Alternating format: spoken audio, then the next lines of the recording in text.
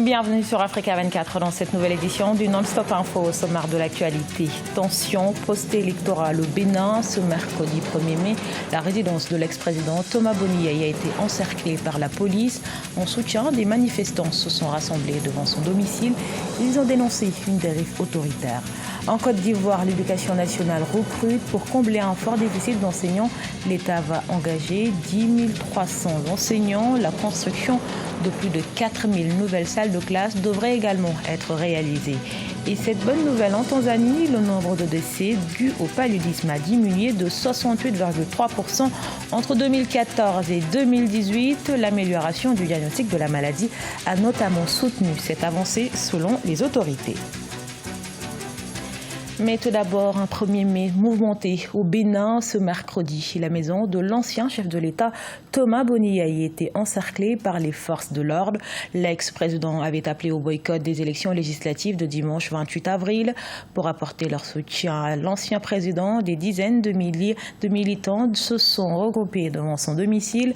Au micro de notre correspondant, les manifestants ont exprimé leur colère. On écoute. Fatigué de lui. Pourquoi ça? C'est les anciens présidents là. Si eux ils avaient fait ça, ils seraient là. Non, nous sommes. Moi je veux même qu'on marche, qu'on va chez lui, qu'il descende. Parce qu'on est fatigué de lui. On ne mange pas, on n'a pas d'emploi, il ne pense pas à ça, les gens souffrent. Qui est en jeu aujourd'hui va au-delà de la simple personnalité de Boni Yayi. C'est tout le peuple aujourd'hui qui se soulève pour dire non à l'enlèvement programmé de Boni Yayi. Pour dire non que nous nous levons pour sauver notre démocratie. Talon, c'est fini. Pour politique, il a divisé la famille. Et après politique, la famille restera. Sachez que selon les proches de l'ex-président Thomas Boni Yayi, les forces de l'ordre étaient venues pour l'arrêter. Une accusation démentie par les autorités béninoises par la voix du ministre de l'Intérieur, Saka Lafia, que je vous propose d'écouter. Cela est un fake news, si on veut parler anglais un peu, comme on le dit dans votre jargon. De quoi s'agit-il en réalité? Nous avons appris qu'un attroupement se formait à Kajeong, au domicile du président, en vue d'un mouvement de foule à travers la ville de Cotonou. Aucune manifestation de rue n'ayant été déclarée, nous avons envoyé des éléments sur le terrain afin de contenir le mouvement qui se préparait. Notre devoir, le devoir de la police, étant aussi d'empêcher les troubles à l'ordre public.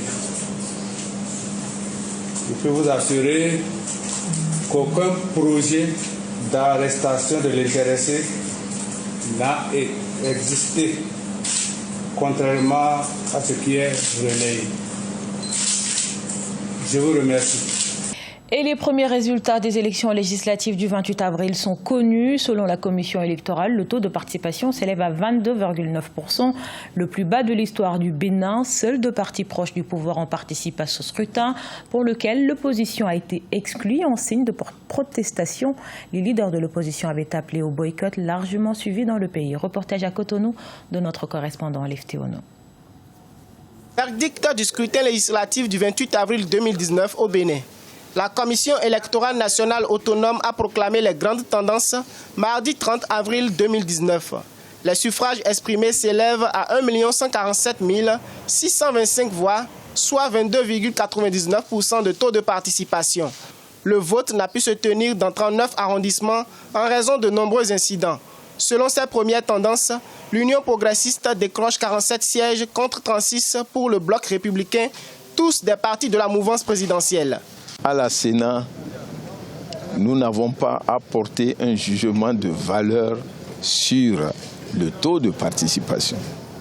La Sénat ne fait que dire ce qu'elle a constaté. Ces élections législatives se sont tenues sans la participation des partis de l'opposition et dans un contexte sociopolitique très tendu, marqué par un faible engouement des électeurs et de violentes manifestations au centre et au nord du pays. 2 morts ont été enregistrés selon de nombreux observateurs, dont la plateforme des organisations de la société civile. Elle a été informée des cas de violence qui ont malheureusement débouché sur des pertes en vie humaine dans les localités de Banté et de Parakou. Une situation que la mission déplore vivement. À noter qu'aux législatives de 2015, la participation s'était élevée à 66%. Lundi 29 avril, les forces politiques de l'opposition, sous la houlette des anciens présidents Nicéphore Soglo et Boni Yayi, avaient donné un ultimatum de 24 heures au président de la République au fin d'arrêter le processus électoral et de renouer avec le dialogue. Dans le reste de l'actualité, en Côte d'Ivoire, le déficit d'enseignants s'élève à 10 300. Pour pallier à ce manque, le gouvernement annonce un recrutement massif d'enseignants avant la fin de cette année 2019. Mais cette mesure améliorera-t-elle les performances de l'école ivoirienne? Reportage dans une école à Abidjan de notre correspondant Oliva Diakoton. Rachel Julie Boku Aouré est institutrice depuis 21 ans. Cela fait également 4 ans qu'elle dispense les cours dans cette classe de CE1 à l'EPP Anono 4, une école primaire publique à Abidjan. Ici, elle encadre 132 élèves, assis souvent 4 par table banc. Une tâche difficile. Ce sont nos enfants. Nous voulons qu'ils reçoivent une bonne éducation. Mais avec ce nombre, c'est un peu difficile. Quand tu fais un cours, tu dispenses un cours, les enfants ne suivent pas. C'est un cri de cœur. Je voulais que le gouvernement se tourne vers les enseignants, qu'ils voient nos difficultés, la manière dont nous souffrons dans nos classes. Le gouvernement vient de lancer le processus de recrutement de 10 300 enseignants contractuels, dont 5 300 instituteurs, 3 000 professeurs de collège et 2 000 pour les lycées, pour combler le déficit. Une mesure saluée par les parents d'élèves, mais qui reste circonspect. Je pense que c'est une décision salutaire, mais est-ce qu'au terme de leur contrat, ils seront reconduits ou bien ils doivent compétir encore pour devenir des enseignants des carrières? Je pense qu'il faut tout définir maintenant. La construction de 4 500 salles de classe au primaire, 260 collèges et 22 lycées est attendue pour fin 2019 selon les autorités pour mieux combler également le déficit en infrastructure. La lutte contre le paludisme enregistre des progrès en Tanzanie. Le nombre de décès dus à la maladie a diminué de 68,3% grâce aux efforts résolus du gouvernement. Entre 2014 et 2018, l'indice du paludisme a baissé. Il est passé de 7,4% à 6,2%. Plus de détails dans ce sujet de la rédaction. En Tanzanie, le nombre de décès dus au paludisme a diminué de 68,3% entre 2014 et 2018. Il est passé de 5 368 à 1 701. Une situation qui résulte, selon les autorités sanitaires du pays, de l'amélioration du diagnostic du paludisme.